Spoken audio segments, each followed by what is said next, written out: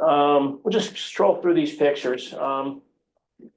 This is a picture, because we're concerned about the idea of road salt in the lake. This is an issue I'm just diving into, trying to get the study. I've been doing some research online.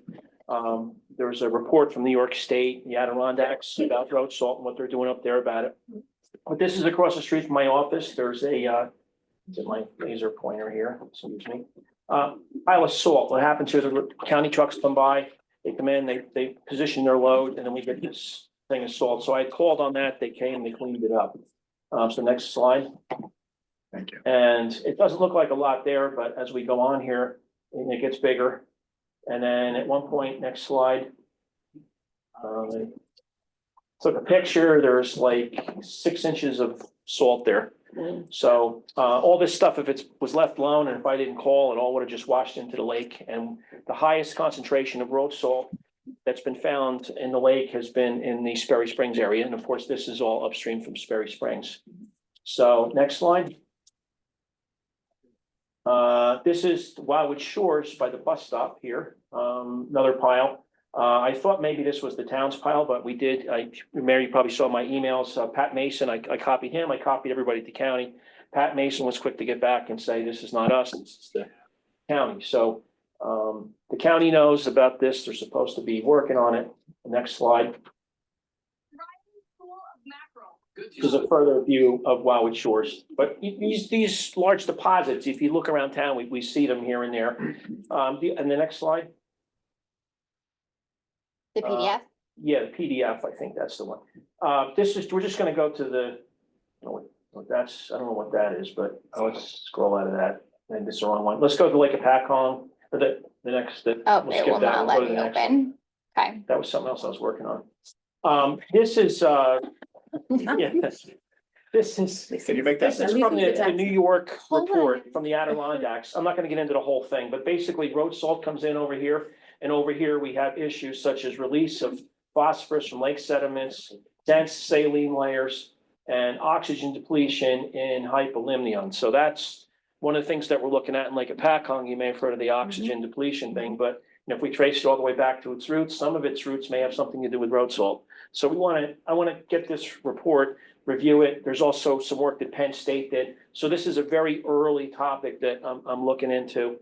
I'd like to look into it with the experts at the commission, and perhaps the commission broadly can look into this and see what can be done. The idea, if you look at the New York State, what they're trying to do is come up with methods or protocols for, the judicious application of road salt, because we need road salt, we need to be safe. But I've noticed, like in our town roads, I mean, it's just covered with white.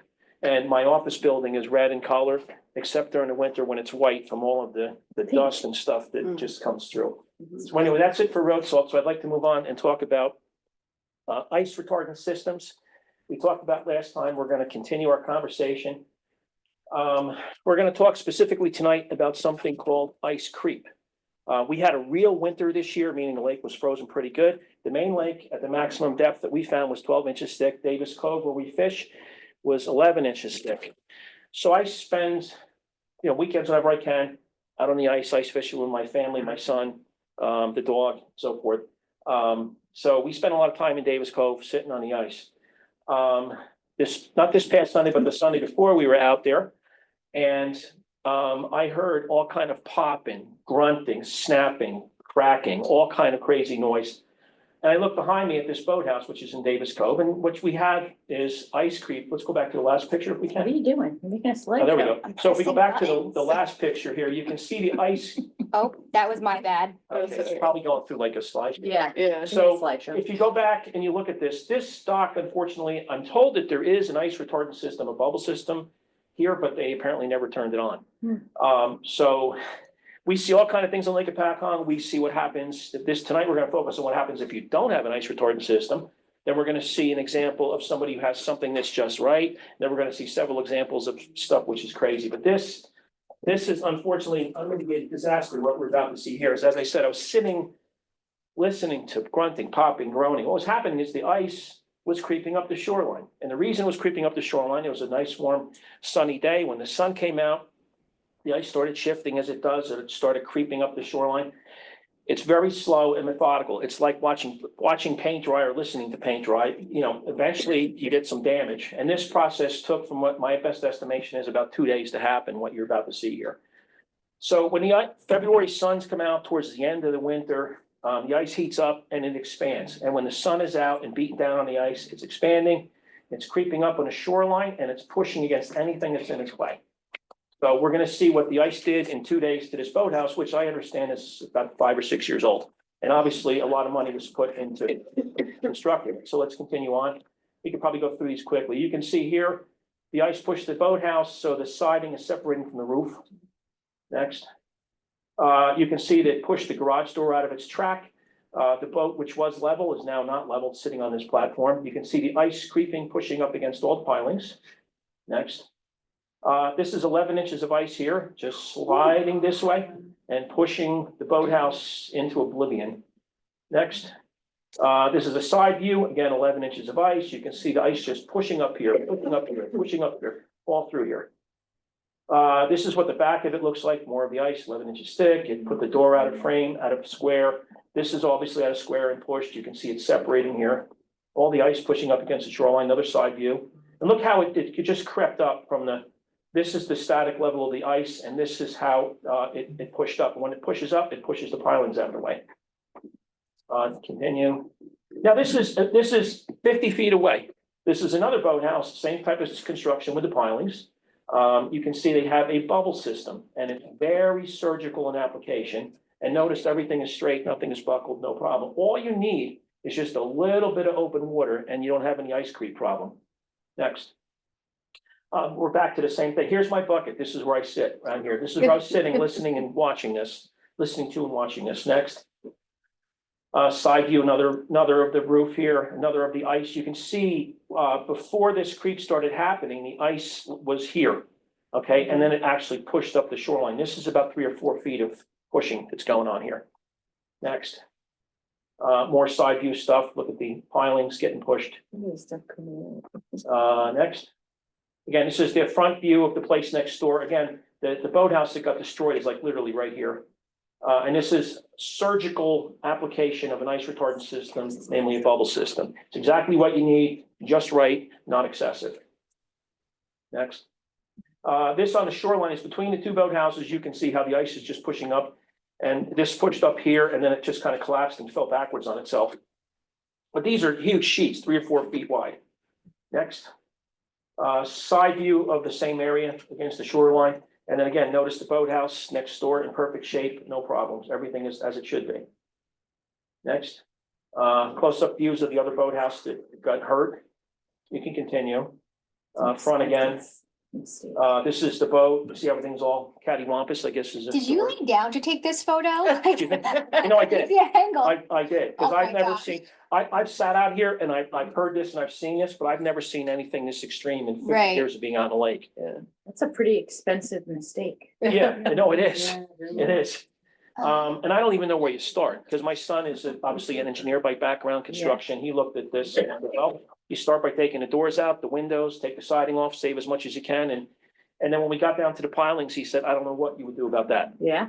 Yeah, so, all right, next. More side view stuff, just close ups, same thing. Again, this is the place next door.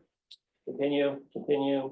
Now this is something 2 doors down. This is one of those propeller driven devices, and it runs, it's on a thermostat, it's on a timer. Because it's not running when it's cold, because I watch these things, because if it's like 50 degrees, you shouldn't see anything running. And it's on a timer and it runs occasionally, but even so, it's churning up water all over the place. And this is the area it should be protected. If you look at the last picture, it's just right around the dock. What happens is it starts getting big, and then we get the wind come up, the wind picks up, and then it just creates like a zipper. It's like taking a zipper on your coat and unzipping it. That's what's going on here. All of this is completely unnecessary. And this is on a small scale in a cove where there's not a lot of wind. This is taken last week in the area of River Styx. I took this from the River Styx Bridge. It's looking out towards Mount Arlington. This is Van Every Cove over here, Lee's Park. That's Colonel Green's old place in Mount Arlington. And that's Bonaparte Point right there. This is the old Lakeside Boulevard. Now, what happened here, obviously, is there's a bunch of propeller-driven systems through here that churn up a lot of water. and they are in a large area. And then what happens is the prevailing winds come through here and they just grab a hold of all of these large open systems and then they connect the dots and then it just rips down the lake. So this is something where several propeller derivative devices got out of control. Next. This is the same thing in the River Styx. Again, I was out with like flannel shirt like I have now, sunny day. Here we go. You can see the propeller driven device running here. Huge area opened up. They have a couple of them in here. What happens is it's too big. The prevailing winds get a hold of it and it's all open all the way through here. Anybody know Bob Klein? River Styx, been around forever. He loved the ice boat, had it at the end. Unfortunately, he's not out ice boating anymore, but he owns that road boathouse right here. As a kid, I remember him every winter religiously out in the ice. If he wanted to go out in his ice boat this year, he couldn't do it. He's all the way over here at the Red Boat House, and because of what's going on here, anybody over here can't get out and use the lake. So this is an example of an ice retardant system that's like totally out of control. And I do understand that the code enforcement officer went down, investigated, they did register their system eventually, and then I guess he gave warnings, I think issued notices of violation, and he's on it, he's aware of it, he told me so. Next. I think that's it. So the idea here is you need to protect your dock. We see what happens if you don't. We've seen examples of no protection. We've seen examples of surgical, really good protection. We've seen things out of control. So I just wanted to document this so that when we talk about ice retardant systems and why you need them and how much is enough and how much is too much, there's some context to this. So that's it for now. Oh, the only other thing hasn't happened yet, but it will. Thank God we have this wind today. Thank God the lake is still mostly frozen because had it been a little bit further advanced with the breakup in the spring, we could have sheets of ice, tens of acres in size, wandering around being pushed by the wind. And I've seen this cove in particular get hit. The Davis Cove dock got destroyed a couple of years back, and there's no ice retardant system, no propeller driven device. There's nothing that'll stop that because it's just a sheet of ice, tens of acres in size, going across the lake. So sometimes it happens where we have damage. Sometimes it just peacefully melts and goes away. To be determined. Stay tuned. Any questions? Yes, do you know which town has the most homes on Lake Hopatcong? Jefferson or Hopatcong? On Lake Hopatcong, lakefront, I don't really know the answer to that question. I know Lake Hopatcong, we have 40% of the shoreline, I think. And Jefferson, I think they have probably more area because they have, don't forget, they have Raccoon Island, Halsey Island, they get all of Woodport, all through her town, through the canals. So they have a lot of space, but I don't know the specific answer to that question. And the islands, all of those homes that are on the islands are all obviously septics for Jefferson. Yes, Jefferson, everything in Jefferson, as far as I know, is septic. So Mount Arlington, as far as I know, is all sewered. Roxbury is all sewered in the area of Lake Hopatcong. Okay, just curious, just talking about septic. You just happened to come in. Thanks. Any, oh, by the way, I forgot to say, with the ice creek sitting there with the sun out and it's doing its thing, snapping and popping, as soon as the sun went down, it all stopped. Hey, Jim, can I ask you a question about the salt? Yes, What's the alternative to the salt? less of it, more Less of it. judicious use of it, from what I've been seeing, in like that Adirondack study, they actually control the amount of salt that they use. They've determined like how much is enough and how much is too much. So it's not that you don't use road salt. It's like putting salt on your food. You put a little bit on and it does a job. If you just keep going like this, it's It's inedible. spicy. Yeah, but I've seen just this year and even last year, just to me, my own personal observation, having like walked to the bus stop for 13 years on the same road, and drive the same road every day. I see more salt now. It's just a white sheet of salt and it's just poured. So I just think we have to protect the motorists, but how much is too much? The whole thing here, ice retardant systems, road salt, I think it's all about balance and common sense and judicious use. Any questions about I the think the commission? county in their emails, didn't they say something about they were having trouble with one of their salters on the back, not stopping when it was supposed to Yeah. stop? So it was coming out. They were making it a point to check all of their Yeah, equipment for that, Yeah. something like that.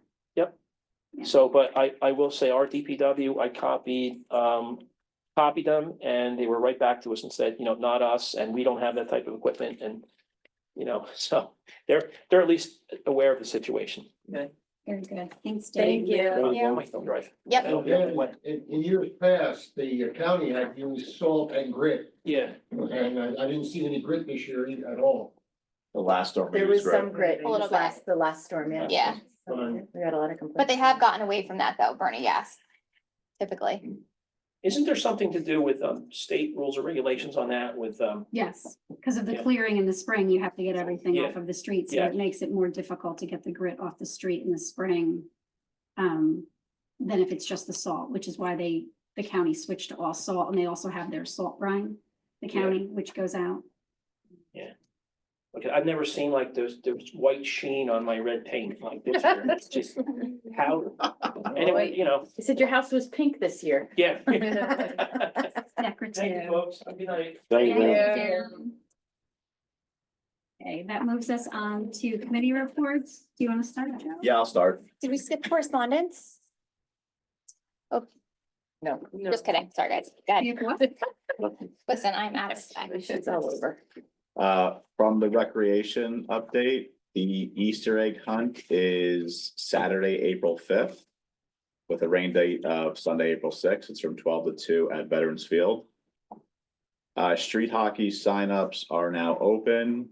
For anybody who's interested in playing street hockey. You can sign in person Monday through Friday at Borough Hall. Last day to sign up is March 22nd. There's also online registrations through the town website. This may steal your thunder, but I wanted to congratulate the Hopakon High School boys basketball team. They had a tremendous year this year. They went 17-8. Wow. Yeah, I didn't know and they were the NJAC conference champions. Who's the Nice. coach? Vinny. I'm gonna butcher his last name, so I'm not gonna try it. And it's Italian too, and I'm gonna butcher it. Appointment. Yeah, I know. They went to the States, which I mean, hasn't happened in a very long time here in Opakam. They lost their first game, unfortunately, 55-45 to Cresskill, but it was a huge accomplishment. And it's, you know, it does tie into the rec piece a little bit because I think everyone knows how involved I am with rec basketball. And it's good to see some of the kids that were involved in this program, staying with the town, staying in the school, starting at the recreational level, which is like super crucial for development, seeing all the coaches' hard work and time and seeing these kids advance to the next level, which is awesome. It's a young team. So I'm looking forward to seeing what they're doing in the next few years. So congratulations. That's all I have. Great. Hi, I wanted to start off by welcoming our new CFO Judy and our new Superintendent of Recreation Max. I want to wish you all the luck in your new positions, and we have the highest hopes for you both. On Saturday, March 8th, True Vine Ice Cream Shop will be hosting their grand opening and 1-year anniversary at 3 p.m. Please come and celebrate with Ken and Cecilia.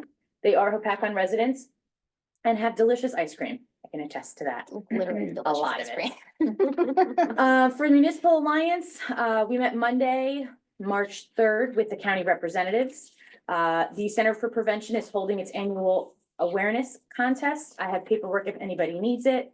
The theme is Achieving My Dreams Alcohol Free. All entries are due by March 17th. The top 5 posters will be featured on the website. Top 3 essays will be broadcasted on Sussex County's iHeartRadio stations. The top video will be featured on their social media pages.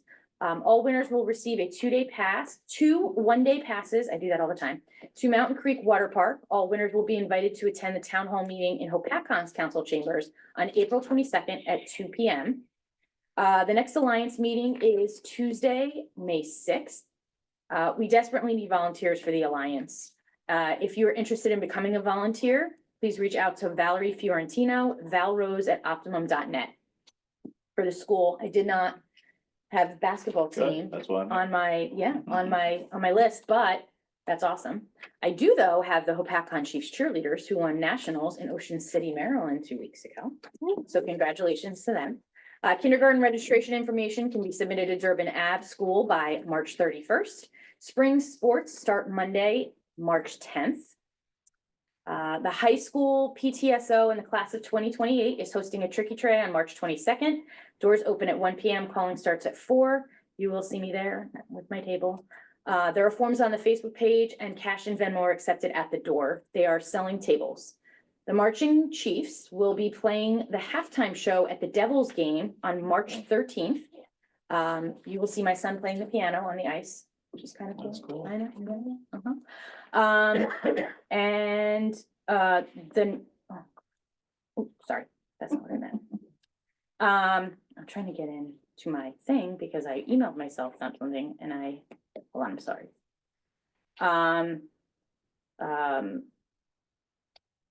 New Jersey Central Power and Light sent out a letter following the incident that happened at the schools on March 4th. JCP&L is investigating the cause of the outage that occurred last night in Hopatcon, affecting 3,429 customers, and taking necessary steps to address the issue promptly and efficiently. The outage began at 1:11 p.m. with a wire down and reported structure fire at Lakeside Boulevard. JCP&L's Troubleman, cool title, took immediate action by opening devices at Santa Fe Trail at 2:09 p.m. to isolate the fire for safety purposes. Subsequently, between 2:15 and 2:31, the Troubleman opened additional devices to further isolate buildings from the circuit. JCP&L crews immediately began to work to make repairs and de-energize additional portions of Lakeside Boulevard at 4:59 p.m. to allow for safe repairs to be completed. However, at 5:17 p.m., a chain reaction caused the circuit breaker to trip and lock open, a protective action designed to prevent further damage to the grid, resulting in further outages. Repairs were completed shortly before 7 p.m. and 7:11, bless you. The circuit breaker was closed, restoring power to all customers except for the Board of Education meetings. As part of the root cause investigation, a recording voltmeter will be installed on the building's premises, which I think was already done. JCP&L understands customers' frustrations. There is never a good time for a power outage and apologizes for any inconvenience caused by this outage. They appreciate your patience and understanding as the investigation continues, and they assure their customers that they are working diligently to resolve the issue and further occurrences. There was a lot of discussion on social media about the power outage. The next Board of Ed meeting is Monday, March 17th at 7 p.m. For the community center, there's been some changes in dates. The Center for Prevention will be at the plaza there on March 13th and March 27th from 3 to 7 p.m. The Journey Bus will be there on March 19th from 10 to 2. The Women's Book Club is on Monday, but please reach out to the center to join before going. The All Cancer Support Group is March 11th from 7 to 8:30. You took care of rec, so that's good. The Hudson Hike is Saturday, May 10th. I know this is really early. Be sure to show up and do this beautiful hike while raising money for our town organizations like first responders and scouts. There'll be more details as the time gets closer. As a reminder, our recycling center, which is open on Wednesdays, 8 a.m. to 12 p.m. and Saturdays, 8 to 4, they accept cardboard recycling now, which is a really small way that we can generate some revenue for the municipality. So drop off your cardboard, please. And I also want to end by wishing everybody a happy St. Patrick's Day. Be safe and smart. Smart. Make good choices. That's what I tell my kids. Christine? We had a real estate meeting today and discussed a few properties that will be coming up for auction soon. And I would like to remind the public that the properties that the borough owns are listed on our website. If there are any lots next to your lot, continuous with your lot and so forth, if you want to look at things, and we have all the information on the website. And that's all I have for now. Very good. Steve? I think Hopatcon kids are doing really, really well in the school system, that it takes everyone up here to realize all the accomplishment. I don't want to forget the e-sport, because I think they won a championship last week, Yeah. so that makes it back to back. So the Hopatcon kids are definitely keeping us busy, so congratulations and progress. That's good. Great. Rachel?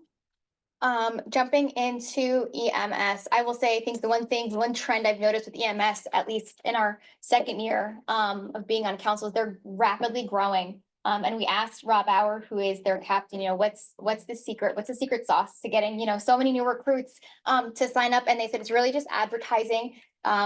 The EMS squad is doing CPR classes, not just in their building, but they will come to, your establishment, to your business, wherever, and kind of do private training. So it's really just word of mouth. So it's great to see one of our volunteer organizations growing so rapidly. So kudos to Rob as the captain and Dennis as their president.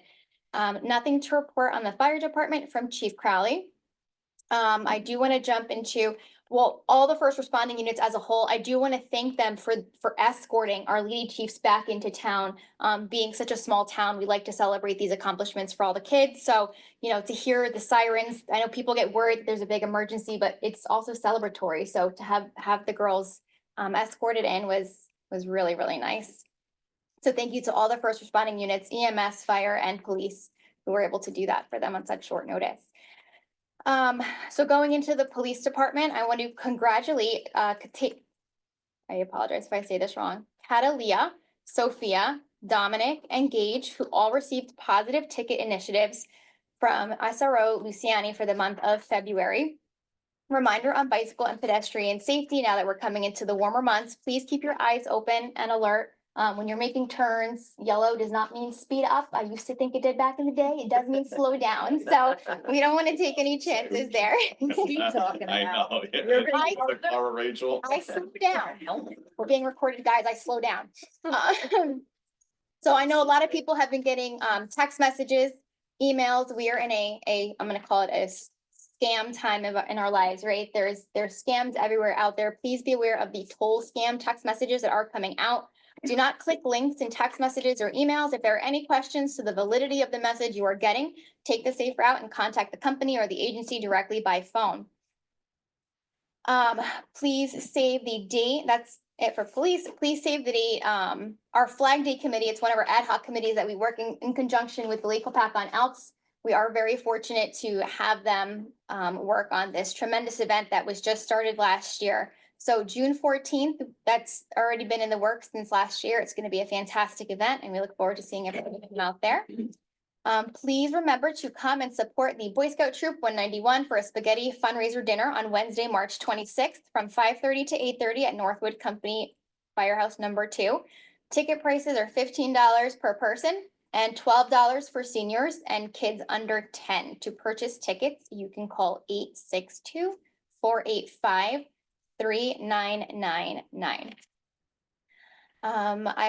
Jumping back to the Elks, I would like to take a moment to congratulate them for successfully breaking their fundraising record at their Leap in the Lake, which took place. So last year, they were able to raise $103,000, which was their new record. This year, they were able to raise $120,000, and all of those proceeds benefit special children, youth programs, and building renovations. The weather this year was much nicer than it was last year. It was rainy and windy last year, so when you went into the lake, you were actually already numb, so it wasn't that bad.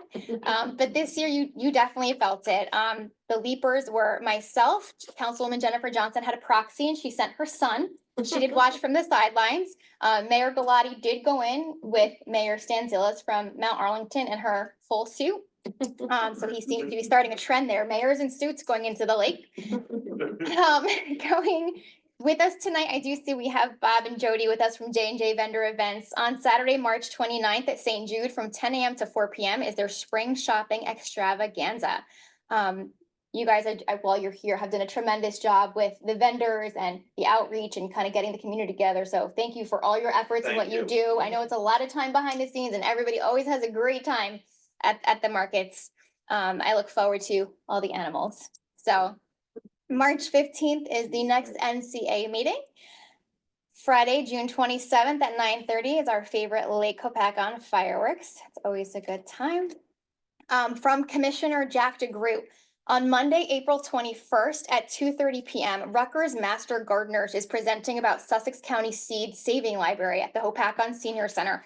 There is no cost, but they are asking that you register ahead of time to attend. And you can register by calling 973-579-0555 or emailing kking, K-I-N-G, at sussex.nj.us.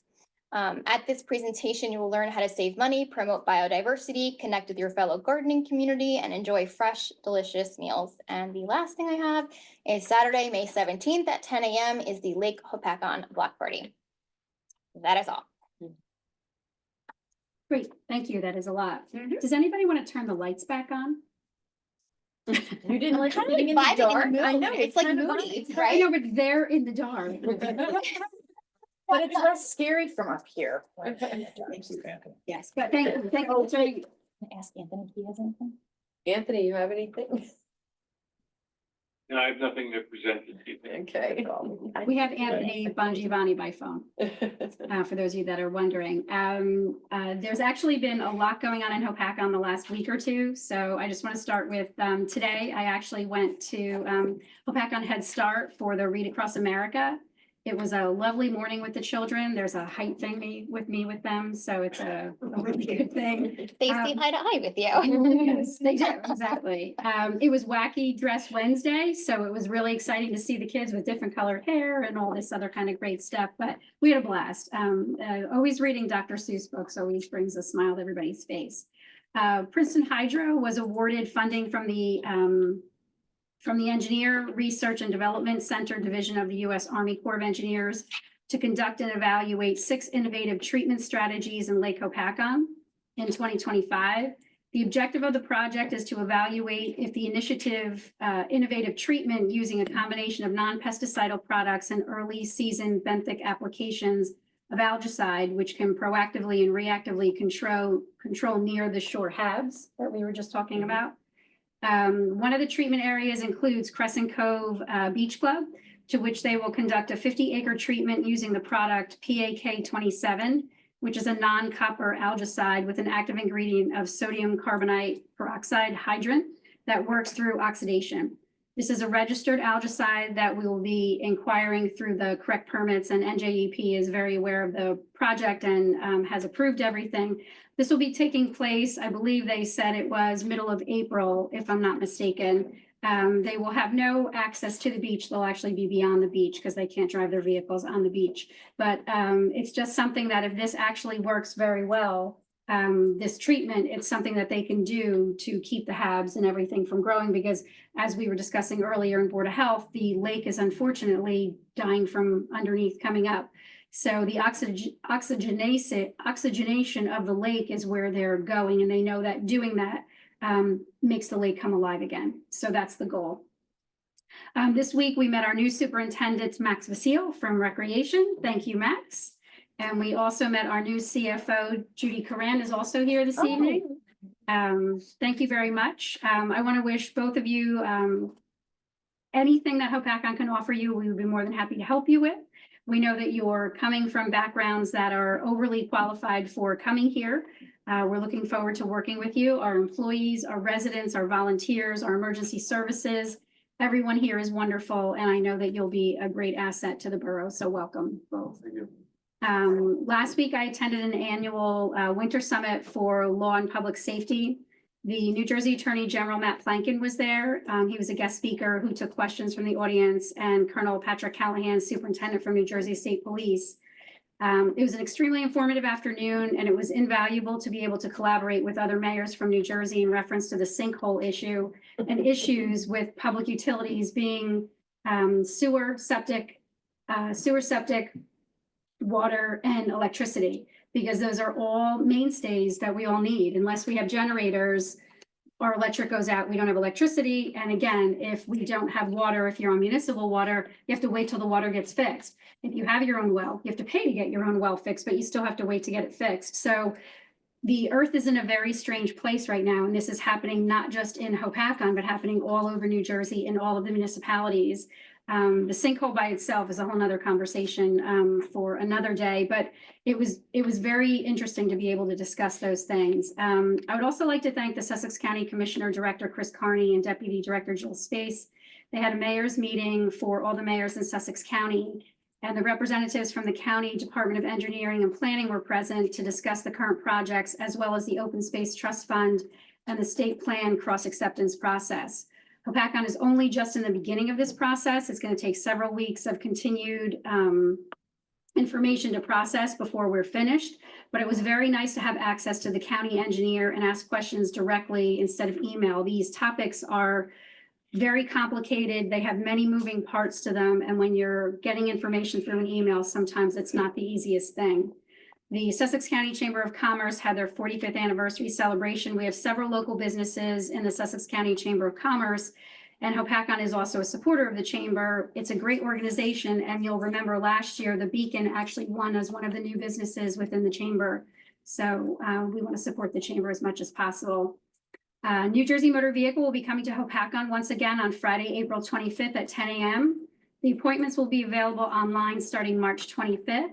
The appointments are available 30 days out. So if you're interested in getting a real ID, you need to do so before May 7th. You can always get a real ID after May 7th, but if you need to travel, you will not be able to travel without a real ID after May 7th. We have another date during the summer for the mobile unit coming. They just have not confirmed it to us yet. When we get the confirmation, I'll share that. But just remember the appointments when you go online to New Jersey Motor Vehicle, you have to wait the 30 days out. That's all. I have people already that are like, it's not on, it's not on, it's not on. It's not going to be on. It's going to be 30 days before. New Jersey DOT, we've had 2 meetings actually with the DOT in the last several days. We have another one Friday, I think it is, in reference to the sinkhole. And the latest information is DOT crews are continuing to proactively drill and grout on 180 eastbound between exit 34 and the bridge over 15 in Wharton. The work taking place is 24 hours a day. It's helping to stabilize the roadway and provide a better understanding of the subsurface conditions necessary to design a repair. As the drilling and grouting work continues, we are stabilizing I-80 eastbound and narrowing in on the area that will require a more lengthy repair. The New Jersey DOT commissioner said, once we have a better understanding of the subsurface conditions, we can finalize the design for repair. Safety is a primary concern of theirs. As they continue to work on addressing the sinkhole on I-80, they want to reassure the public that the New Jersey Department of Transportation crews continue to work around the clock, diligently assessing the situation and identifying the full extent of the problem. Senator Bucco's quote today was, as they narrow in on the problem area, I'm confident that the necessary repairs will be completed in a manner that continues to keep the safety of commuters and residents as our top priority. We understand the inconvenience this has caused, and we are committed to resolving the issue as quickly as possible so that everyone can return to their daily routines without further disruption. The state police have been critical in keeping people safe during this crisis, and their dedication is greatly appreciated. That was from Assemblywoman Ora Dunn. While the repairs have strengthened the roadway, we must focus on a long-term solution. This highway is the lifeline for our economy and our businesses. The void that was identified last week underneath the center lane of I-80, which is new, we're at a 3rd void, has been stabilized. It will require additional work to repair, the extent of which is being determined. In addition, construction barriers and fencing were installed over the weekend between the median and I-80 westbound to provide additional safety during these operations. As of this morning, Wednesday, March 5th at 8:42 a.m., 82 locations, or about 61%, have been drilled, and 57 locations or more than 42% have been filled with grout. These areas are not all voids, but locations requiring investigation. The number of locations that require further investigation may be adjusted as the work progresses. Crews are continuing to proactively drill and grout operations to stabilize other portions of the roadway and will continue to work 24 hours a day. One of the things that they tell us at every meeting is that the median and the westbound side of Route 80 are very safe, and they reiterate that over and over again. So the issue that we're dealing with is in this specific area alone. I do have a letter from JCP&L that's coming out in reference to the increase that they were allowed to do. That is going to be sent to all homeowners. And it's just to reiterate that on February 12th, the Board of Public Utilities announced the results of the annual Basic Generation Service Auction. We wanted to reach out to provide some clarification on this matter. As a reminder, customers have 2 charges that appear on their electric bill: the supply charge for the cost of the actual electricity consumed and the JCP&L delivery charge. The results of the BPU's BGS auction determine the electricity supply costs for customers who do not choose a third-party supplier. Due to the rising cost of supplies, the typical New Jersey residential customer using 777 kilowatts per month will see a 19.9% increase in their total monthly bill. The increase is driven by external market forces, including higher demand and increased capacity costs from limited generational growth.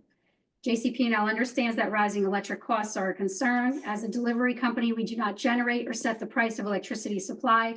New Jersey deregulated markets separate supply costs from delivery charges.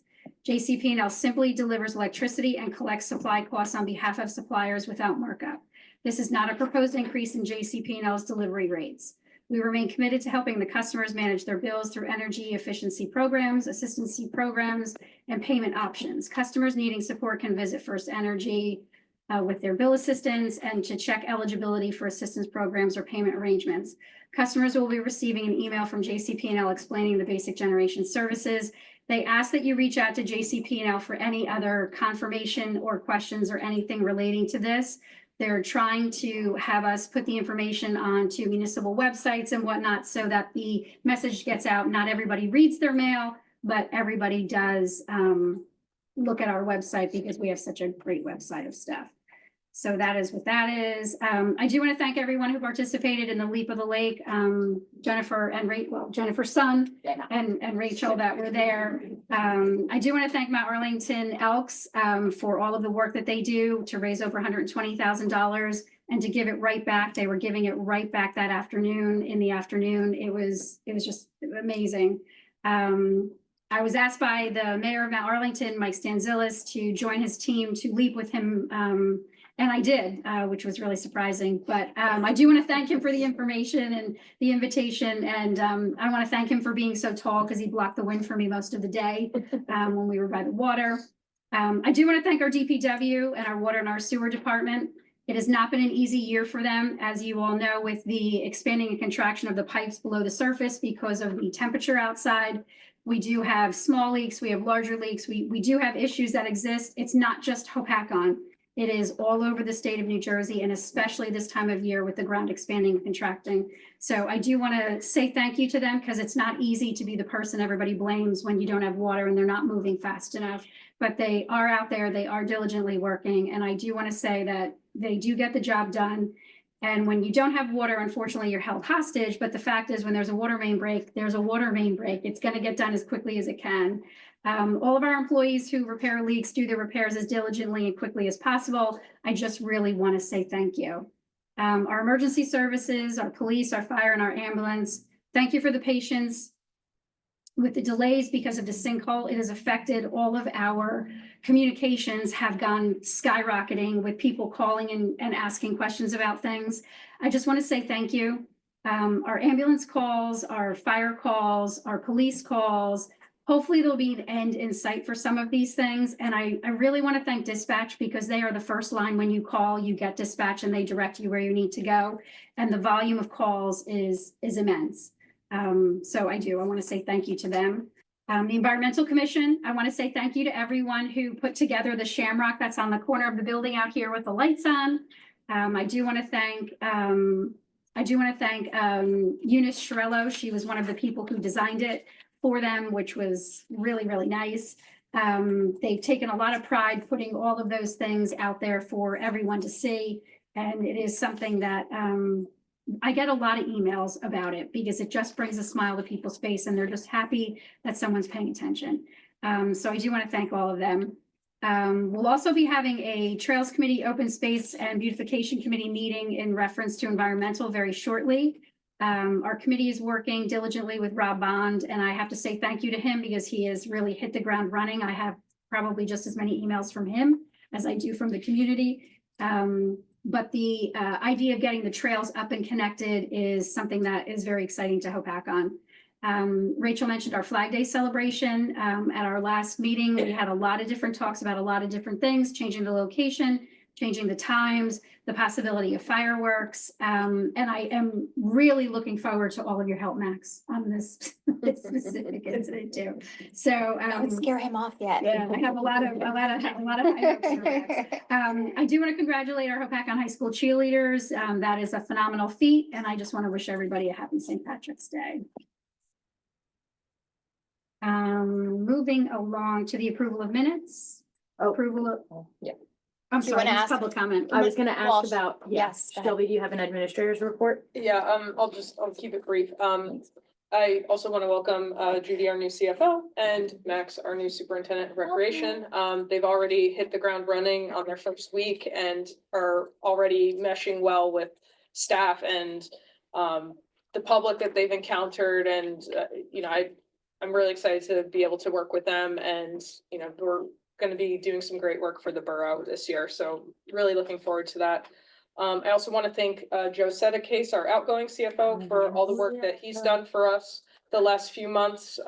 Wish him the best. And, we have a new friend now, so we'll be in touch with him as well. And just, I was given some info from Roxbury that I wanted to share. So Roxbury is hosting the New Jersey Economic Development Authority for an event on Monday at 6 p.m. That's Monday, March 10th. And it's going to be at their Roxbury Senior Center at 72 Island Avenue in Sakasana. Eland. Shoe Lake Park. So it's going to be there. Pretty much the NJ Economic Development Authority, or EDA, they have so much money, and it's not just loans, it's grants as well for small and local businesses. And they do these outreach events all the time.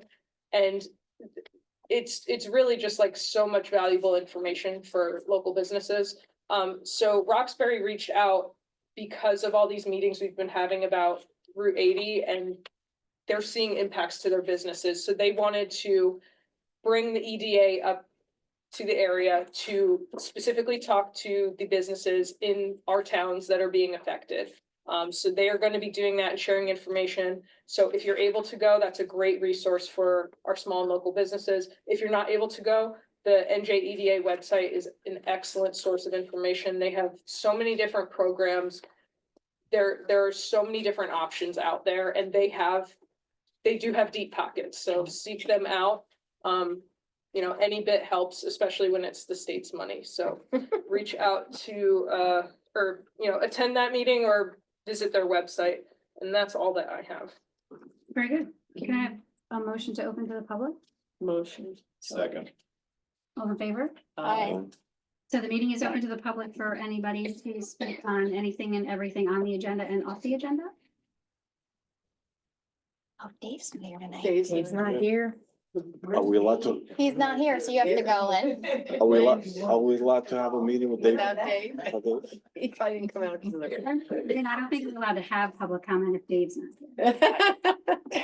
Is he on the phone? Wait. Lynn Ritchie.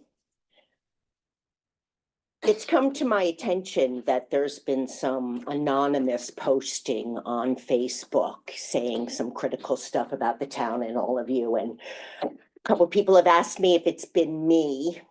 And as many of you know, I have no problem with transparency. So sorry, folks. It wasn't you. Run the Rolodex. It's not me. So if I got something to say, you all know I'm going to tell you. Yes.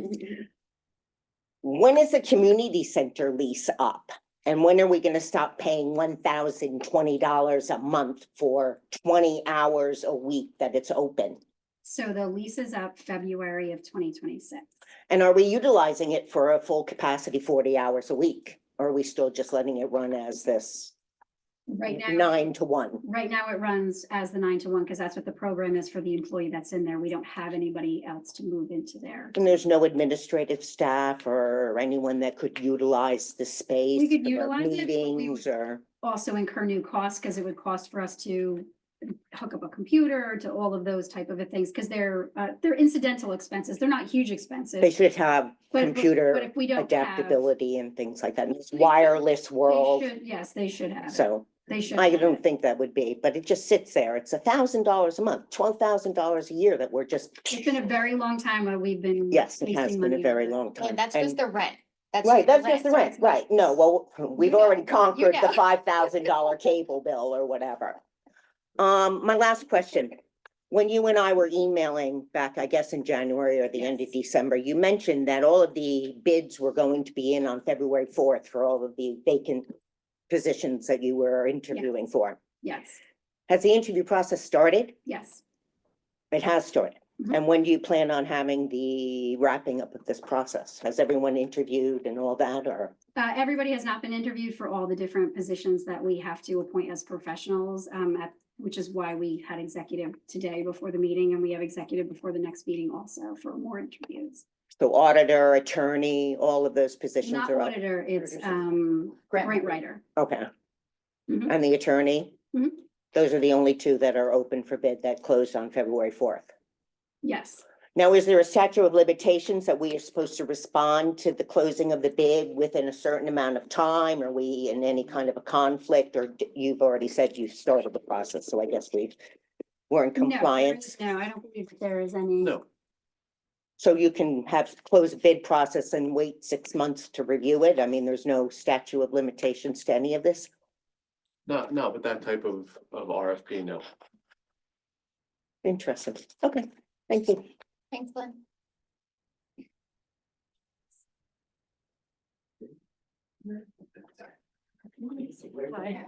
We didn't have the flag for Flag Day? I certainly hope so. My name is Guadalupe. I have a question. When did the vacant lots website started? The property for The sale, property, yeah, that the list was posted last year. last year? Oh, Yeah, that's a new process that this administration started running. okay. I know parking is like a big problem in this area in Hopatcon.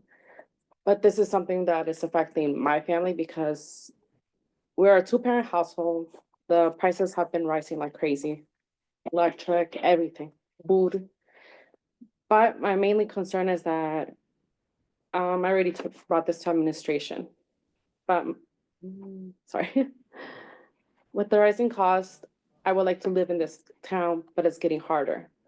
Well, eventually, I have my driveway is, sorry, let me see where I can start. I lived on West End Ave. There's 2 cars that park directly behind me, and there's limited distance that I can go and reverse. But since it's public parking, I can't do much. After going back and forth with the new neighbors, they agreed to leave me a little bit of space, but it's not set in stone. As per the pictures I sent to administration, I have to maneuver my way out. I already had hit my mailbox, so we're working on moving it, but because of the weather, it's hard. So it's narrow, so my kids only have a certain space. And then cars speed down the road, and I have to tell my kids, slow down. I tell them to slow down, but other cars are just speeding down. I'm afraid they're gonna get hit one time by a car. We already hit by a car on Brooklyn Mountain Road and Durban Ave. And that like traumatized my kids. So, The neighbor's car's on the street, they're parking on the street. yeah, and I can't say much Driveway? because the What, public parking, what block of, West End are you? 100, 200? 200s. 200. 200s. So when I back up, cars are right there.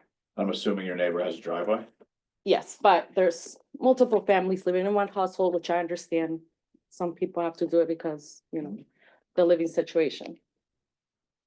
So I want to see too, like, if something can be done because they park there during the snow. So you're saying you sent it to administration? Where Yes. was that? Do you know who you sent it to? I believe. We've, Sure. yeah, we've talked Yeah. and, we looped in the police chief Okay. and, we don't have an ordinance restricting parking on this road. So that's where the issue is that if they're blocking your driveway, you call the police, you let them know, but they're not blocking the driveway, they're just blocking the The road, street. but it's a This- public street and there is no parking limit on that street. So that's where it left off. So I don't want to speak for you, but I believe that what you're asking for is, could there be an ordinance preventing parking on the street? Because right now there is Exactly. no mechanism in place to do anything about this issue. Is it something that we can have John Rushke go take a look at for us to see if he can suggest anything other than what you're thinking? I don't think that would be Rushke's wheelhouse. I think that would be a police matter. But again, he can make the suggestion whether or not there's parking on one side of the street as opposed to the other side of the street, so that one side, one side parking is on one. He can make those recommendations for us because he knows the I guess, yeah. roads. Or something, because sometimes they. It wouldn't hurt to loop him in to ask his opinion, because we do have areas where in the past, he's gone out and been able to find situations for us to fix things. I even said like one car behind me, but when you have 2 cars behind you, it's just like, I can't go to Durban now because I have to like get in and out. I sent her a video. It's tight.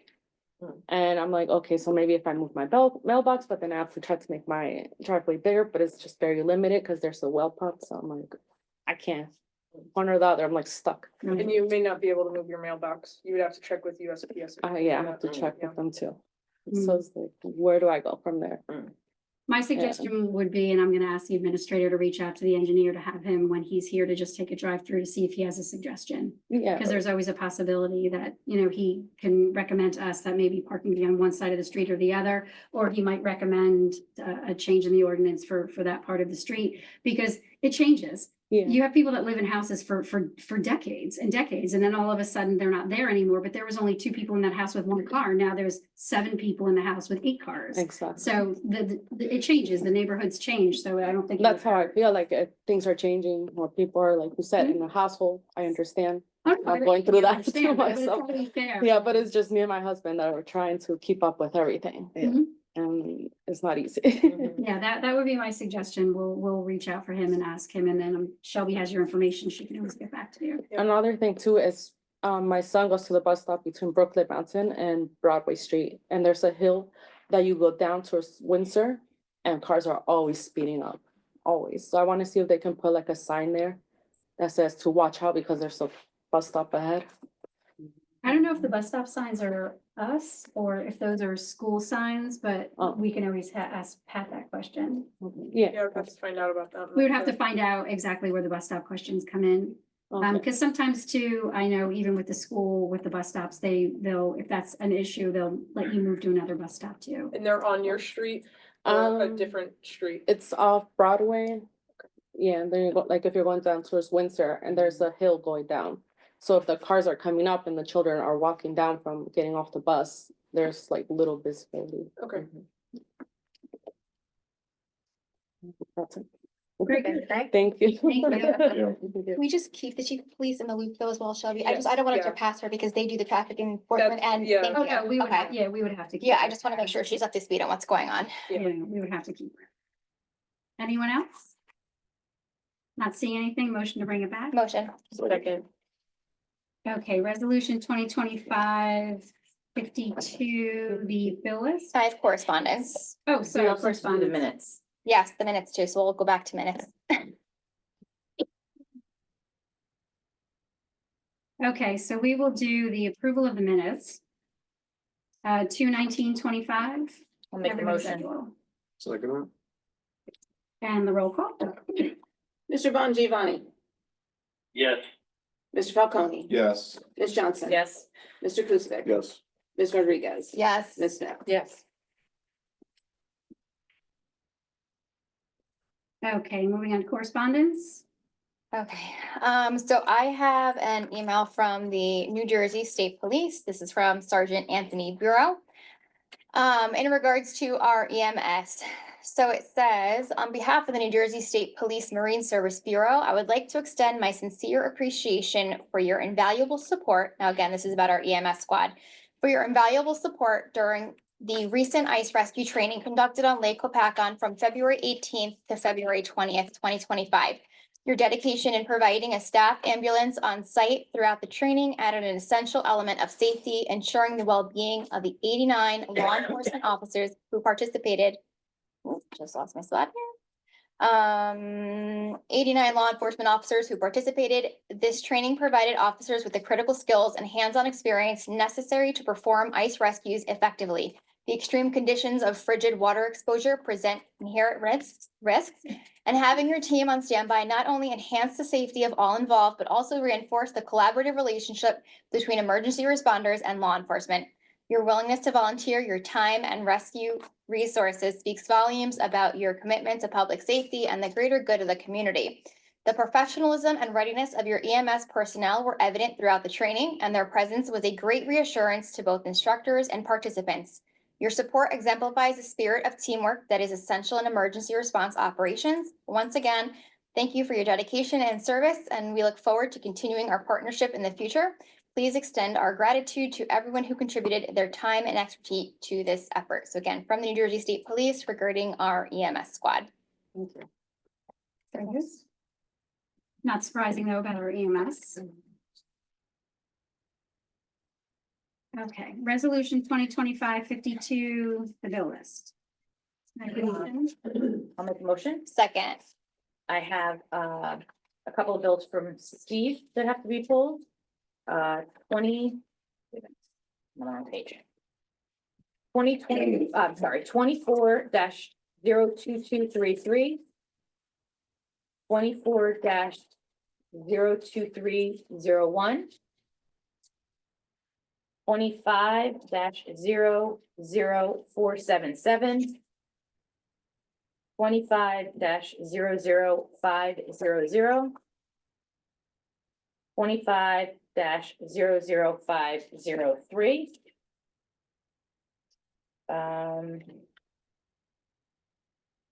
I have one that I have to abstain on, and that is 25-00504. 00504. Yeah, do you want to hear Valerie? Yes, please, thank you. Yeah. You're the true hero. All Is right, that all of them? is that anything else? Do I have anything else to discuss? Yes, I want to pull 25-00526.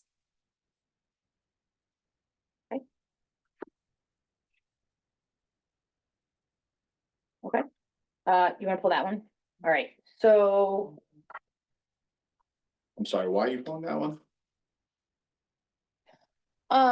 So this is reimbursement for decorations, to the mayor, and just from my understanding last year, I know there was question around an expense by former Councilman Hoferkamp for a Christmas tree purchase for, I think it was beautification or environmental. And what I was explained at the time is no elected official should be purchasing things personally for reimbursement. There are processes in place. And I just feel like if we're gonna be, you know, if we're doing something for one person, then we all have to follow suit. If there's a purchasing procedure that's in place, then we should all be following it. And I just know that there's been several reimbursements that have been done this year that have passed. But I want clarification now that we have a new CFO in the building on, do we have anything in place established from, you know, borough employees or elected officials? What's the process? So my question is, didn't you speak to the administrator already about this? And she said that there is a process for this and that the correct policy and procedure is being followed? No, that we are waiting for the CFO to begin. I actually haven't had the opportunity to have a conversation with her. But we have a purchasing policy that's in place that when something needs to be purchased, the item is purchased, the receipts are given to the borough, and then the person is refunded their money. So my understanding, because I have not seen the purchasing policy directly and I have not had the opportunity to read it, but from my conversation with our administrator, correct, approval is required prior. So has approval been given before these purchases were made for every purchase that is being reimbursed? That's not something that I know. Does anybody else on council know that? But the administrator would be who's giving the approval, since the administrator is the overall who signs off on the purchase order. And I get that, but for me, precedent has been set. We ridiculed a former council member for doing Well, we this. only ridiculed the council member till we found out that the environmental commission gave him permission to purchase it. That was never shared with me. well, would it be inappropriate to ask the CFO, or is that putting you on the spot? Judy? No, you shouldn't. Okay, I'm sorry, my bad. You my should bad, have that my bad. discussion with the administration so that you have a dialogue and come up with, answers. And again, my only And again, we're reason, talking about $25.25 for decorations in the hallway of the borough. so the only reason I'm raising this is because you knowing I'm a process person, I would never have flagged I this. think you're raising it for different reasons, and I'm gonna put that on the record, that I think you're doing that on purpose, because to ridicule a purchase that the mayor is making or anybody is making, there are a bunch of people that go on the bill list that get refunded all the time. Mhm. The administrator does, the employees do. You've just singled my purchase out. For good cause. We promised to protect people's tax dollars, $25 plus, And we've Mayor, promised to I'm not protect- we've finished. Promised to protect their tax $25. When you add it up, it becomes a lot. There is a lot of questions that I have. Do not sit here and question my thought process behind why I'm questioning something you yourself taught me. We cannot shame somebody else and approve it for you. We That is didn't not what shame- we do didn't here. Shame anybody else. We didn't shame anybody else, Rachel, and the policy to purchase something in the borough is the same. If someone in the borough were to purchase something out of their own pocket, which happens sometimes, they are allowed to give that receipt to the administration and get refunded for that. So why was this purchase not made on a P card or through a We department don't head? have P cards anymore. There Why- aren't P why is that? cards. Because under the new administration doesn't use the P cards. Did you at one point have a P card? No, I've never had a P card. Okay, so can we just, okay, Can we just? can we just make a motion to pay the table? bills? And then get Okay. back to the seven pooled tickets and we could discuss that with Shelby, but I'll make a motion to pay the bills. Well, so- we can't, We can't we do that. can't. Okay, so I'm gonna make you want me to do them all? I can't do it all like that then. No, so I thought, and so if I'm not saying the right thing, just correct me, but I thought that you called out, the collective, There were council six. has called out Six. has called out Seven. seven bills. So I think the motion right now is to pass the bills list minus those seven and then Correct. deal with the Okay. seven separate. So Correct. a motion to pass the bills list minus those seven bills. That's your motion. I'm because making you the made motion. My second. Okay, All right, so, second, because we had a motion in a second, so I'm gonna Yes. redo that. Roll call. We'll consider it amended because of the dialogue. Okay. Mr. Bongiovanni, Yes. Mr. Falcone, Yes. Ms. Johnson. yes. Mr. Kusivic. Yes. Ms. Rodriguez Yes. and Ms. Smith. Yes. Now, with those seven bills, if it was just a conflict situation and you wanted to, you wanted to make the motion to pass those seven bills, anybody who had a conflict could just abstain. But if it's too many of you, then you have to break it up, or if there's different reasons, then you have to break it up. Okay, so then, can I get a motion to pull the six bills, Steve's and mine? Can I get a So- motion? Move it. We Yes. can't Have a make a motion second? or second. Oh, second. Oh, Okay. do you need the motion first? He made the Oh, motion. I didn't hear. Okay, I didn't hear. He Roll call. nodded his head. Okay, so Yeah. this is a motion to pass the six bills that were pulled because of conflict. Correct. And I second it. Yep. Okay. Okay, Mr. Bongiovanni, Yes. Mr. Falcone, Yes. Ms. Johnson, Abstain. Mr. Kusivic, Abstain. Ms. Rodriguez, Yes. and Ms. Smith. Yes. And that leaves your one bill. Okay, so now I need a motion to pass 25-00526. Why don't we just table it, right? Because there sounds That's like there's what a I lot of wanted. confusion around That's it. what my question Let's get a is. procedure in place, let's table it, and then, There is a procedure in place. But we don't know that. but it sounds like the and it sounds council's like there's a confused about it, question and I'm about confused it. about But it too. there's a procedure in place and you're refunding, and again, I'm going to take exception to it because you're refunding money personally to other people on the agenda and not me, which is why I think there's another reason that this is being Who brought are up. we giving money to? Well, on I, the I agenda? remember that. It's I irrelevant. remember them giving Brad a hard time about it was a But it- Christmas tree. Yeah, but just wait a second. Yeah. You're comparing apples to oranges, right?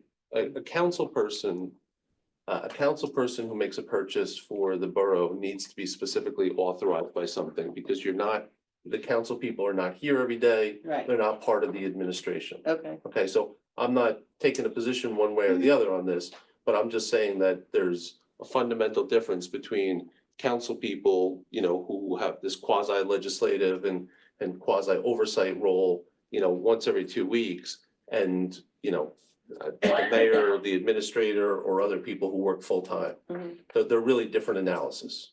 So But comparing is it to there the a council difference, just person. my general question, is there a difference from borough employees versus elected official? Because we are all, I mean, aside from yourself, the clerk and the administrator, we're all elected.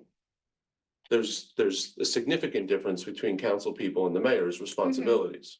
As the difference being day-to-day and being fundamentally exercised during the council meetings. Okay, so I think that we should table it and we should get guidance Can I from. just read the policy? Yeah. Oh, you have it, perfect. No borough employee, elected or appointed official may purchase or commit to purchase any goods or services without there first being a certification of available funds by the chief financial officer and approval by the Borough of Hopatcong's qualified purchasing agent. That is the policy. Any elected official. So we're all in the same boat. So why don't we, like I said, why don't we table it and we'll get guidance from our professionals and then we'll go from there. Okay. So I'll make, I make a motion that we table it and we wait and get information from our professionals. okay. I'll second. Thank you. Roll call. Mr. Bongiovanni, Yes. Mr. Falcone, Yes. Ms. Johnson. Yes. Mr. Kusivic, Yes. Ms. Rodriguez. Yes. Ms. Smith. Yes. Resolutions 2025-53. I'll make a motion. Second. I had a question that I had asked a couple of times that I didn't get an answer on. When are we going to get the dates? And when are we going to get the rules and regulations and the fee schedule? So the rules and the date schedule, the vendors themselves set up the dates. They already have dates that are on the calendar that they've submitted to us. The fee schedule is the same fee schedule as last year per person. And as you see, the market managers donate $5 of per rental to the borough.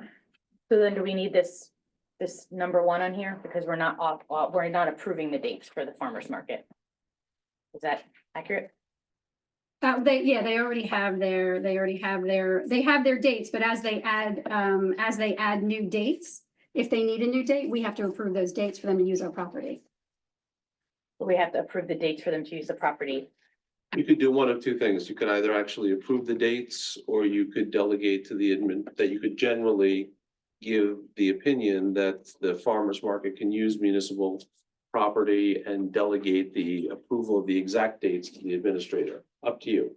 You can either approve the exact dates or approve the concept and delegate to the administrator. Because when they have a market that gets rained out, sometimes they do the next Sunday. Or sometimes if there's an event that the borough is having, which we don't have yet because we haven't figured out all the municipal events that they're going to be invited to, that's not on here for today because we haven't created the events yet. What, and I'm not saying that I love the marketplace, don't get me wrong.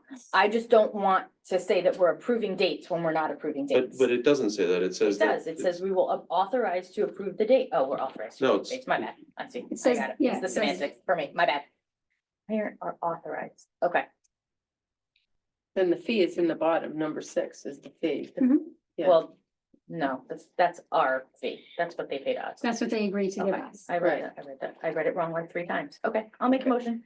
You did make a motion. I'm sorry, my bad. Second. Okay. I second it. Roll call. Mr. Von Giovanni, Yes. Mr. Falcone, Yes. Ms. Johnson, Yes, Mr. Kusick. Yes. Ms. Rodriguez. Yes. Ms. Smith. Yes. Moving on to resolution 2025-54, authorization for the application of the 2026 Municipal Alliance Grant. I'll make the motion. Second. Roll call. Mr. Bon Giovanni, Yes. Mr. Falcone. Yes. Ms. Johnson. Yes, Mr. Kusick, Yes. Ms. Rodriguez. Yes. Ms. Smith. Yes. 2025-55 and 2025-56, if I can have a motion to table those two, please, Why are we, why are we tabling them? Because I want Patricia to sign these. because they don't have signatures. You want the tax assessor to sign them. Sorry, the tax assessor. so let's, we had a motion to table. You made the motion to table. Can we get a second motion to table? Second. So let's, So discussion. okay, go ahead. So we're tabling these because we're giving money back and there's no signatures on resolutions. Well, it's two things. You're permanently taking a property and making it a non-taxable, and then you're refunding the amount. So I think there's a good policy reason to make sure that, just like with other important matters that get presented to the council, that the person who made the determination has a signature spot on them. Not that I have any reason in the world to think that the analysis is done wrong, but if one is ever done incorrectly, the right paperwork wasn't presented, the wrong block and lot, the wrong dollar amount, later on, there's gonna be a finger pointing game. Right.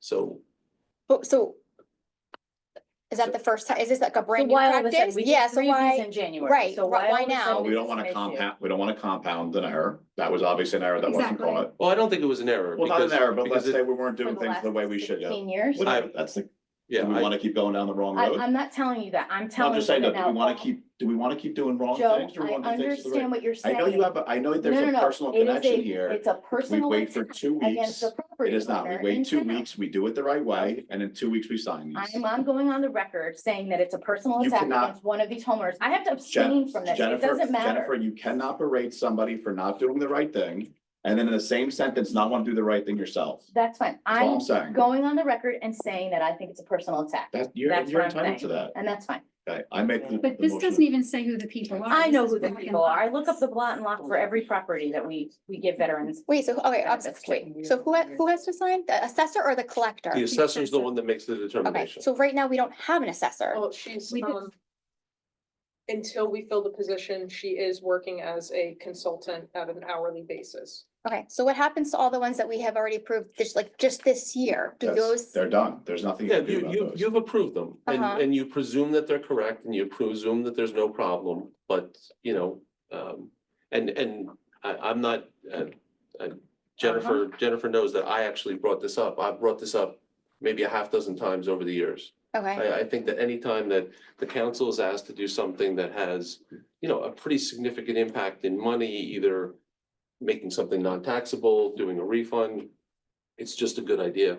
And as we sat here in the beginning of the meeting, I mentioned that we've seen a lot of these lately, and I mentioned out loud that I always thought it was a good idea to have a signature. I have no idea who these property owners are.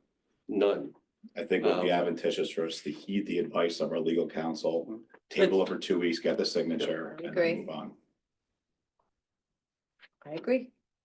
I think like going forward though, I don't wanna change processes mid-process if we've gotten this far, and just for anything, not just this, just, if we're gonna instill new processes, I think I'd like to discuss them, be kind of in the loop. That's I why we're- Fully that's- trust you, Shelby, this is not a you thing, but That's why we're tabling just- it. mid-process, which is just, thank these guys This for just- their service, but. This just came up on the days as well. I thought it was a valid point. Well, we didn't, I didn't For know me, it about it, was. yeah, well, we didn't hear it, I just heard let's table, and I was like, why are we tabling? It was completely new to me. There won't be an issue in 2 weeks when you pass it, because it will just have a signature in 2 weeks. That's all. That's the only difference. We have a motion, second. Any more discussion? Roll call? Mr. Bongiovanni, Yes. So this is the motion. Mr. Falcone, Table. Yes, table Ms. Johnson, Abstain. Mr. Kuzic, it. Yes. Ms. Rodriguez. No, And Ms. Smith. Yes. 2025-57, authorizing emergency temporary budget appropriations. I'll make the motion. it. And the roll call? Mr. Bongiovanni, Yes. Mr. Falcone. Yes, Ms. Johnson. Yes. Mr. Kuzic, Yes. Ms. Rodriguez, yes, Ms. Smith. Yes.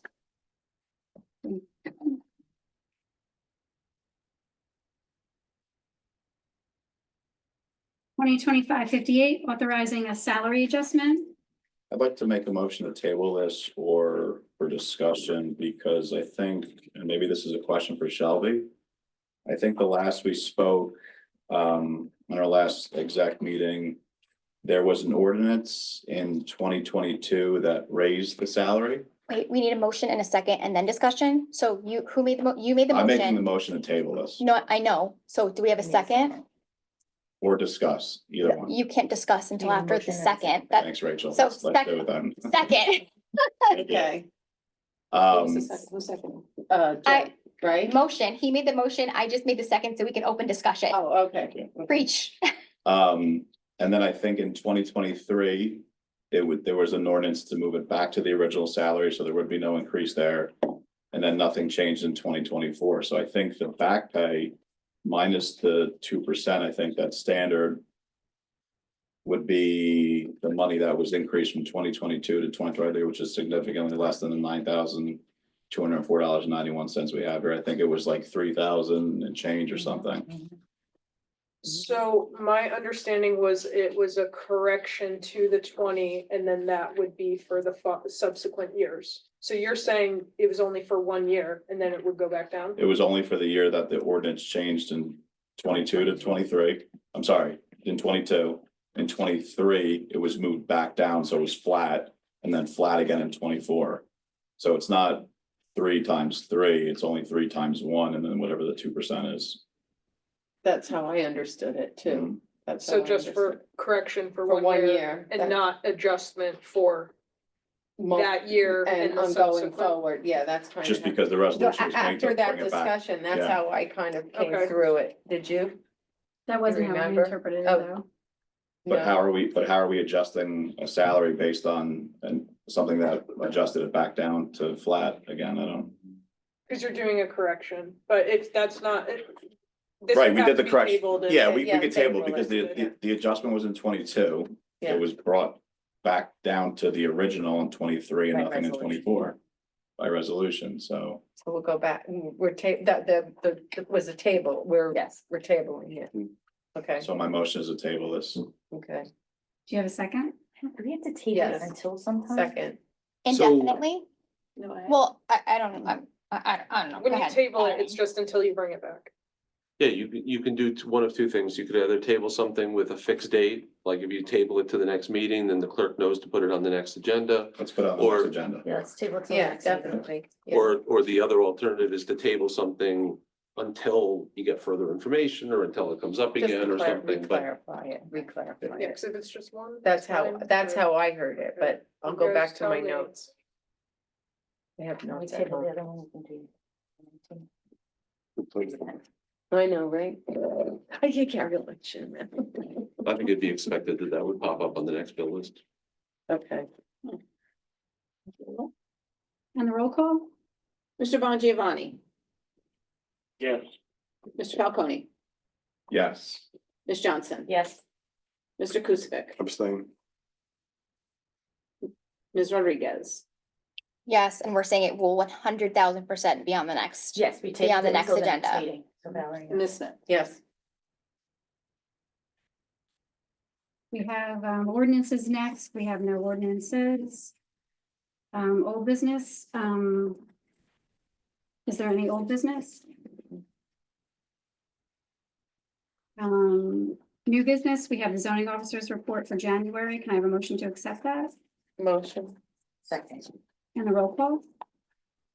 Mr. Bon Giovanni, Yes. Mr. Falcone, Yes. Ms. Johnson. Yes, Mr. Kusivik, Yes. Ms. Rodriguez, Yes, Ms. Smith. Yes. And then we have the tax collector's report for January and the annual report for 2024. I'll make a motion. second, and just discussion. So I know I had sent over several questions, and I just want the council to be aware of what those questions were. Give me 1 second. Because I know our tax collector is not back in office Till Friday, until Friday. or I guess Monday? out until Friday, so I guess it's Monday. Probably Monday. Monday. So, yeah, so the questions you had, obviously I sent them over, but they're. Oh, not right, gonna right, be right. answered Yeah, till yeah, yeah. next But just, week. so I just want the Yeah. rest of the council on the same page. So on page 6 of the other revenue collected, the miscellaneous line item for 2023 is $500,000 plus. My question was just clarifying if that was encumbering the real estate sales that were done in that year, and if it was, I had made the request that we could break out real estate on its own line item. Obviously, that's something that we do on an annual basis, and I'd like to just see that broken out. One of the other questions was, celebration of events had a substantial jump in income as well. So $540 for 2023, and then $22,000, a little plus, for 2024. I just I wanted to see what income that was. Yeah, I wanted to too. Being that, well, I don't know if it's celebration of events or just celebration/events. I just would like clarification, because again, that's a lot of money, differential. Was it donation or was it a grant or? Yeah, so we have to wait until Did we charge for something? Patty's back for the questions. Yeah, And that was it. So we won't have the answers to those questions until she's back in office. So just an FYI for you okay, guys. so we're waiting for Patty. Her report is submitted already, correct? Yeah. Well, this is her report. Yeah. But the questions, obviously, she was not able to answer because she's not here, so, don't accept it, you can just accept it at a later date. Okay. Not a big deal. Okay. So we're tabling it or to acceptance? You have a motion and a second. I have a Any motion and a discussion? second to approve it. Oh. Oh, Well, how do you guys feel? Do you care one way or another? I mean, That's a big value, the numbers, it's a lot of money, yeah. I mean, I would like to get a report back from that, so. And the conversation I also want to bring up before we start doing our budget is 3 years ago and 4 years ago, the celebration budget was very small. It was $2,000, and last year it was approved for $10,000. And I don't know where this income came from, but I feel like we may be going a little overboard with celebrations. I just think $10,000 is a lot of money when we have many other things in this town that need to be handled. And, you know, in those days, we had a beautification and we had environmental and we had a parade and we had a lot of other things, but the budget was under $2,500. So I wanted clarification about that when I saw that. That's, you know, going forward as well. Is there any repercussions for tabling it? For. I think it's- I think for- it's just for- one that- Is there any time thing? I don't think It's that just there's a it's just a report. There's no It's just a repercussions. report. Okay, because Yeah. okay. Everything from the year has been, you've had money come in, you've had money go Got out. it, got it. I so just want to make sure that there's no, like, we're not gonna get penalized or something No. for holding it. No, it's just a report. So can we modify the motion to table then? Well, it's a new motion. Somebody makes a new motion to table, it supersedes the other motion and you vote on the table motion first. I'll make- oh, Motion to table. second. Okay. No vote. Until the next meeting? Right. Okay. Or until we get a Until we report. Or get, until well, we yeah, get if the we have the report. answers back, We so. should have it by the yeah. next meeting, yeah. This is the tape. Um, This is a table. What are we doing first, This is, John? we You- do, No, you only vote on the table motion. Okay. okay. Do you have a motion and a second for the table? You do. Yes. And the roll call? Mr. Bongiovanni, Yes. Mr. Falcone, Yes. Mr. Ms. Johnson, sorry, Yes. Mr. Kuzic. Yes. Ms. Rodriguez, Yes. Ms. Smith. Yes. And Shelby, do you mind if once we do get the answers, can you just circulate that to council, just so Yeah. everybody's aware? Yeah. Thank you. Along with my, I think my questions too. Yeah, yeah, there were some overlapping questions and, you know, they'll, once I have the answers, I will make one email with all the answers. Thank you. The other new business, you all received the letter from the county in reference to the state plan cross acceptance process for the Highlands municipality. Just to let everybody know, the appendix, resolution that they attached to the county, they're not looking for us to pass this. They were looking for input from us, but just to let you know that most of you were not here previously, so Hopatcong is in the Highlands. So we do not get the advantage of having the county represent us for this. The Highlands will actually do this for us. You can designate that you want the county to negotiate for you. County engineer said no, county planner said no. Because Byram and Hopatcong are in the Highlands and that the Highlands will do it. No, it's not right. I would definitely get clarification because they're pretty sure that we are stuck with the Highlands.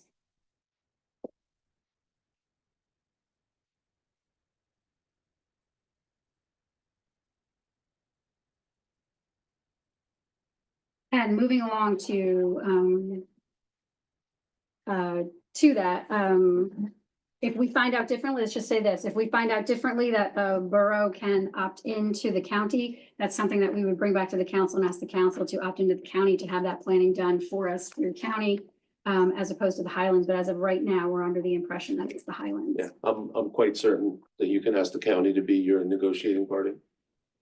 Okay, let's find out, as I say no.